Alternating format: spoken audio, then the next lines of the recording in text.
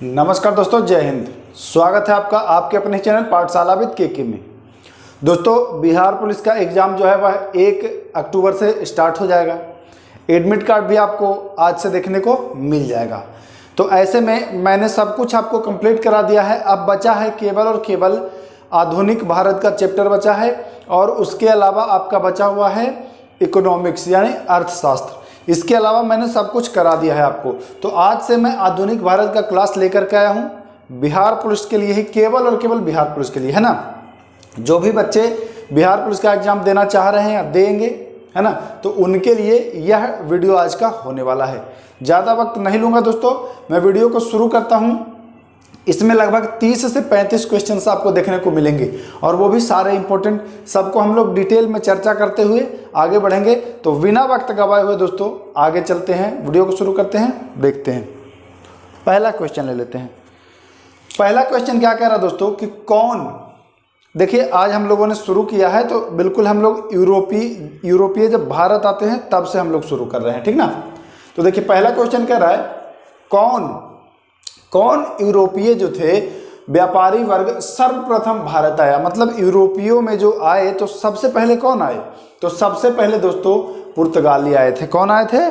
पुर्तगाली, है ना। और सबसे आखिरी में अगर पूछ दे कि सबसे लास्ट में कौन आए, तो आप आंसर कर देंगे कि भैया लास्ट में फ्रांसीसी आए थे। कौन आए थे?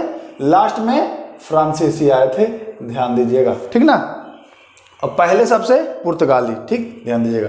इसमें एक और पूछता है कि कौन सबसे पहले आए और सबसे बाद में गए। तो पुर्तगाली ही थे जो सबसे पहले आए और गए थे सबसे बाद में, तो ध्यान रखेंगे। दूसरा क्वेश्चन क्या कहता है दोस्तों, इंपॉर्टेंट है। फ्रांसीसियों का प्रभुत्व भारत में समाप्त हुआ। फ्रांसीसियों का प्रभुत्व जो था वह भारत में कैसे समाप्त हुआ, किस युद्ध से समाप्त हुआ, पूछा जाता है। तो आप आंसर कर देंगे वांडीवास का युद्ध, या कहीं कहीं मिल जाएगा बार्डीवास का युद्ध, है ना। तो वांडीवास का युद्ध जो है इसी युद्ध से 1760 ईस्वी में इसी युद्ध से जो है आपका फ्रांसीसियों का प्रभुत्व जो है वह समाप्त हो जाता है। ध्यान देंगे दोस्तों। अगला क्वेश्चन चलते हैं, कर्नाटक का युद्ध। अब ये वांडीवास युद्ध हुआ था किसके बीच, तो अंग्रेज और फ्रांस के बीच। ध्यान दीजिएगा इस बात का भी। कर्नाटक का युद्ध किस किस के बीच हुआ था, मतलब कौन कौन से लोग या कौन कौन से देश लड़े थे इसमें, है ना। तो कर्नाटक का युद्ध भी अंग्रेज और फ्रांस के ही मध्य हुआ था। ध्यान दीजिएगा अगर पूछता है तो, ठीक ना।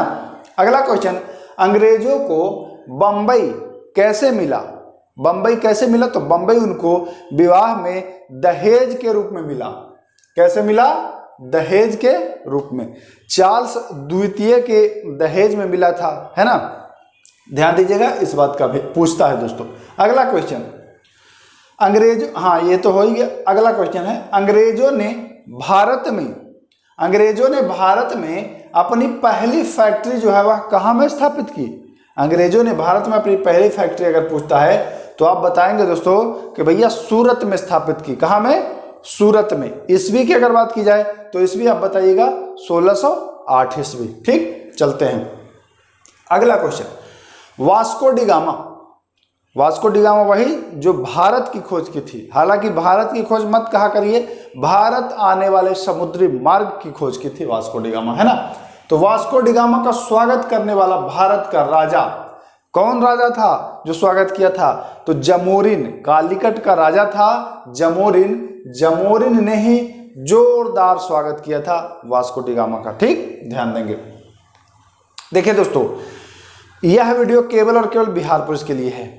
जब आप लोग बिहार सब इंस्पेक्टर के लिए पढ़ेंगे तो उसमें मैं दूसरे वीडियो के माध्यम से पढ़ाऊंगा, ये वाला काम नहीं करेगा वहां।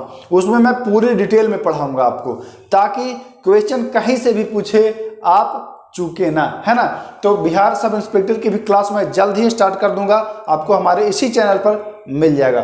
फिलहाल मैं बिहार पुलिस के लिए आपको करा रहा हूं। अगला क्वेश्चन, भारत में पुर्तगाली साम्राज्य का पहला वायसराय, तो पहला वायसराय फ्रांसिस्को डी अल्मीडा।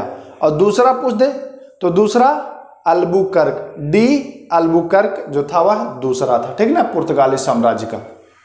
अगला क्वेश्चन, अंग्रेजों का फोर्ट विलियम कहाँ स्थित है? अंग्रेजों का फोर्ट विलियम जो है वह कहाँ स्थित है? बहुत बार पूछा जाता है। सारे क्वेश्चंस इंपॉर्टेंट हैं, सारे क्वेश्चंस इंपॉर्टेंट हैं, है ना। और ये सारे आपको छोटे छोटे किताब में नहीं मिलेगा सारा क्वेश्चन।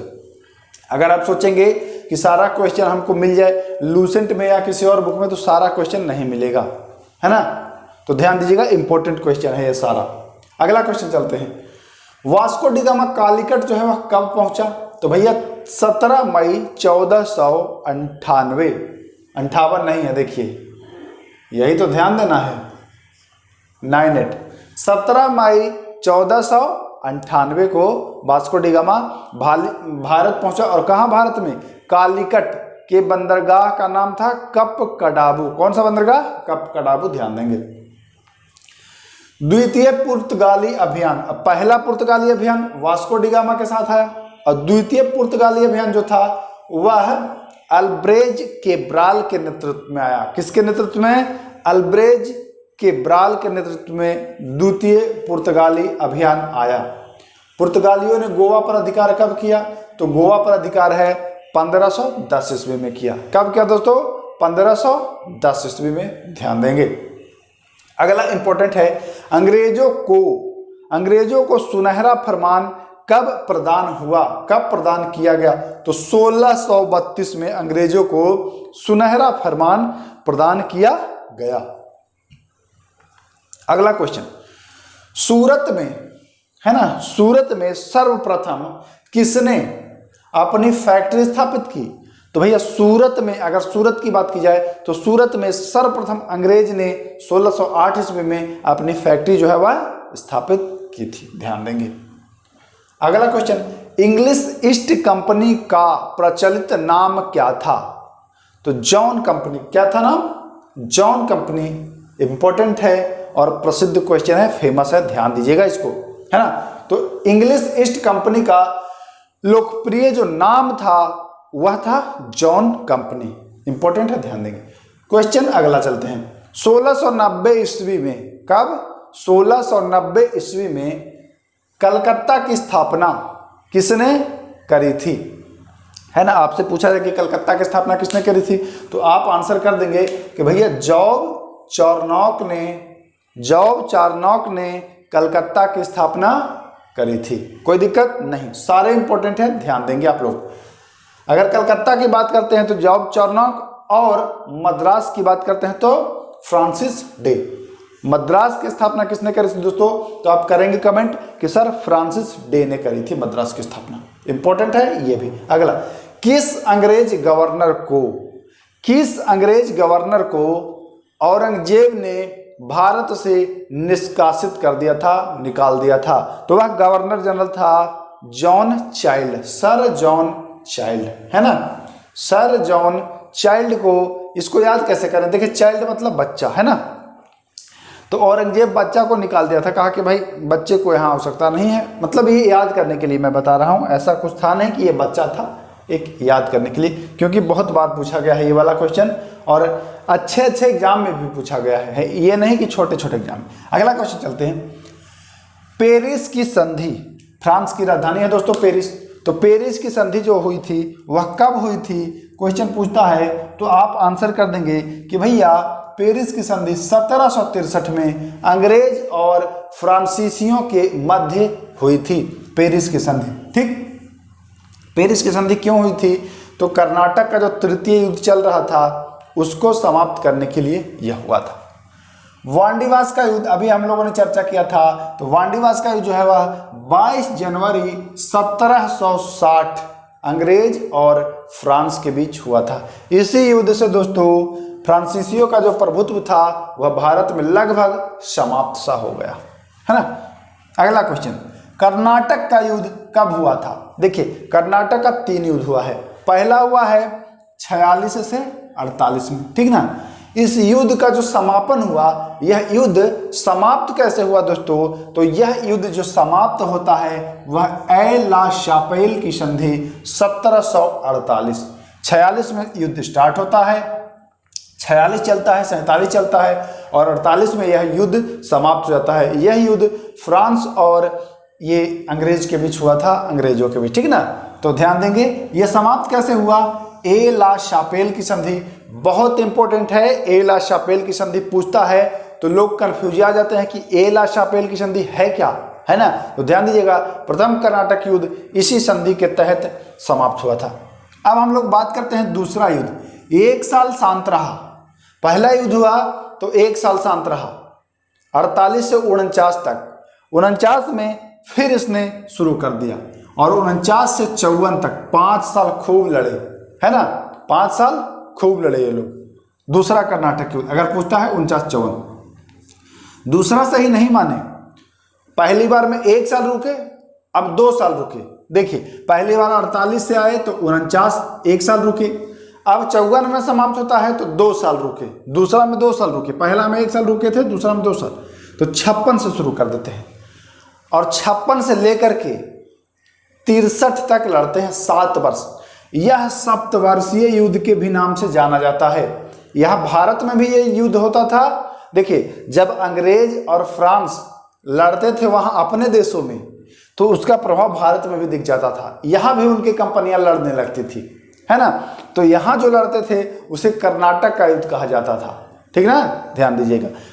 तो ये 7 साल चला। अब पूछता है सप्तवर्षीय युद्ध किन देशों के बीच होता है, तो अब आप आसानी से आंसर कर देंगे कि हाँ सर बताए थे फ्रांस और अंग्रेज के बीच, है ना, कोई दिक्कत नहीं है। कर्नाटक का युद्ध हुआ था अंग्रेज और फ्रांसीसियों के मध्य, कोई दिक्कत नहीं। ये 1756 से 63 आपने जान लिया। चलते हैं आगे। सर टॉमस रॉ, या कहीं थॉमस रॉ भी मिल जाएगा, परेशान मत होइएगा। सर टॉमस रॉ किसके दरबार में भारत आया था, तो 1615 ईस्वी में भारत आया था, आप लोग जानते हैं। अकबर की मृत्यु 1605 में हो गई थी। 1605 के बाद जहांगीर जो थे वह मुगल शासक के रूप में कार्य कर रहे थे, तो 1615 में जहांगीर के दरबार में आया था सर टॉमस रॉ, ठीक। वह पहला अंग्रेज, ध्यान से सुनिएगा इंपॉर्टेंट है, कंफ्यूज मत होइएगा नहीं तो गलत हो जाएगा। वह पहला अंग्रेज जो समुद्र के रास्ते भारत की भूमि पर कदम रखा, समुद्र के रास्ते भारत की भूमि पर कदम रखने वाला पहला अंग्रेज का नाम तो कैप्टन हॉकिंस, कैप्टन हॉकिंस। और ये जिस जहाज से आया था उस जहाज का नाम भी पूछ देता है। आने वाले व्यक्ति का नाम तो हॉकिंस था, लेकिन जहाज पूछ दे तो जहाज बता दीजिएगा हेक्टर, ट्रैक्टर नहीं, ट्रैक्टर नहीं, हेक्टर, ध्यान दीजिएगा। हाँ अगला क्वेश्चन इंपॉर्टेंट है, आप लोग शायद इसको जानते भी होंगे। ब्लू वाटर पॉलिसी, है ना, ब्लू वाटर पॉलिसी की नीति किसकी थी, तो बताएंगे सर ये अल्मीडा का था, डी फ्रांसिस्को डी अल्मीडा का था ये ब्लू वाटर पॉलिसी। इसी को घुमा के पूछ देता है शांत जल की नीति, शांत जल की नीति इसी को पूछ देगा घुमा के, तो कहेंगे हम तो ब्लू वाटर पॉलिसी पढ़े थे, इस शांत जल पूछ रहा है, ये तो कुछ और पूछ दिया, गड़बड़ है मामला, गड़बड़ नहीं है। इसी को शांत जल की नीति भी कहते हैं, फ्रांसिस्को डी अल्मीडा, ध्यान देंगे।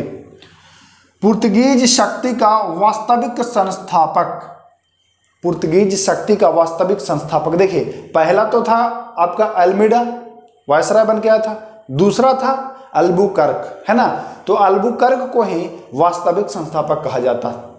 क्यों, क्योंकि इसने भारत में अपने देशों के व्यक्तियों को कहा था, यहाँ कॉलोनी बसा दिया था और उनको कहा था कि भारतीय महिलाओं से शादी करो। यहाँ तक कि इसने आकर के सती प्रथा भी भारत में अपने इलाके में बंद करा दिया था, है ना। और सती प्रथा बंद कराने के बाद क्या किया था, कहा था कि शादी करो, इनसे शादी करो और अपने धर्म को, अपने धर्म के प्रचार करो इस तरीके से। तो यह एक प्रकार का स्थायी रूप से मतलब अपनी कॉलोनी बसाने में मदद किया था, इस वजह से इसको वास्तविक संस्थापक भी कहते हैं। देखिए दोस्तों ये बिहार पुलिस का क्लास है इसलिए मैं डिटेल में नहीं जाना चाहता हूं। अब अगर बिहार सब इंस्पेक्टर की आप लोग क्लास करेंगे मेरे साथ तो आपको बहुत ही मज़ा आने वाला है, बड़ा मज़ा आएगा। आप लोग जरूर ज्वाइन करिएगा जब मैं बिहार पुलिस की क्लास स्टार्ट करूंगा। पूरी डिटेल में दोस्तों मैं बिल्कुल कहानी की तरह आप लोग को पढ़ाऊंगा, पढ़ने की जरूरत नहीं, याद करने की जरूरत नहीं होगी। आपको सब कुछ कहानी सुनेंगे आपको याद हो जाएगा। जैसे आप लोग बचपन में अपनी दादी से या नानी से कहानी सुनते थे तो वह कहानी आपको आज तक याद होगा। तो ठीक, मैं दादी और नानी तो नहीं हूं आप लोगों का, लेकिन मैं कहानी के माध्यम से मित्रों आप लोगों को बिल्कुल सब कुछ याद करा दूंगा, ठीक ना। तो आप लोग जुड़िएगा जरूर, जल्द ही स्टार्ट करूंगा। अगला क्वेश्चन चलते हैं। वास्को डी गामा पुनः भारत पर कब आया था? भारत पर नहीं, भारत। वास्को डी गामा देखिए पहली बार 1498 में आया है ना, और दूसरी बार कब आया? तो दूसरी बार जो आया था वह 1502 में, 4 साल बाद आया था दोबारा, ठीक ना। उत्तम आशा अंतरिक्ष, जिस मार्ग से वास्को डी गामा भारत आया था पुर्तगाल से होकर के, उस मार्ग को उत्तम आशा अंतरिक्ष यानी केप ऑफ गुड होप कहते हैं। तो पूछ देता है एग्जामिनर कि भैया कहते तो हैं केप ऑफ गुड होप, तो इस मार्ग को किसने खोजा था? यह मार्ग जो केप ऑफ गुड होप था यह अफ्रीका तक था, पुर्तगाल से यही मार्ग था, भारत वाला ये वाला नहीं। तो यहां से यहां तक के जो मार्ग है इसकी खोज किसने की? तो बार्थोलोम्यू डियाज ने 1487 ईस्वी में, ध्यान देंगे 1487 ईस्वी में बार्थोलोम्यू डियाज ने केप ऑफ गुड होप यानी उत्तम आशा अंतरिक्ष मार्ग की खोज की, ध्यान देंगे। अगला और लास्ट क्वेश्चन इंपॉर्टेंट है। पुर्तगाली सामुद्रिक साम्राज्य को क्या नाम दिया गया? इंपॉर्टेंट है, बहुत बार पूछा गया है। पुर्तगाली सामुद्रिक साम्राज्य को क्या नाम दिया गया? तो इसे नाम दिया गया दोस्तों Estado the India, Estado the India. दोस्तों उम्मीद करता हूं ये सारे क्वेश्चंस आपको भली भांति समझ में आ गया होगा। अगर इस वीडियो को आपने शुरू से लास्ट तक देखा तो आपका बहुत बहुत धन्यवाद, क्योंकि इससे आपके एग्जाम में डायरेक्ट क्वेश्चंस देखने को मिलेगा। जब आपका एग्जाम हो जाएगा 1 तारीख को, 7 तारीख को और 15 तारीख को, उसके बाद आकर के आप ये वीडियो देखिएगा। अगर इस वीडियो को आप देखे होंगे पहले तो आपका गलत होने का संभावना है ही नहीं। एक बार आपने देख लिया, आप इसका स्क्रीनशॉट ले ही लिए होंगे, मैं ये मान के चल रहा हूँ, है ना। इसमें लगभग आपको 35 प्लस क्वेश्चन मैंने करा दिया। ये 10 से 15 मिनट में आपको 35 क्वेश्चन याद हो जाता है दोस्तों। इसी तरह अगर आप लोग ज़्यादा से ज़्यादा वीडियो को शेयर करेंगे तो मैं इससे भी बढ़िया और भी बेहतर क्लास दूंगा आप लोगों को।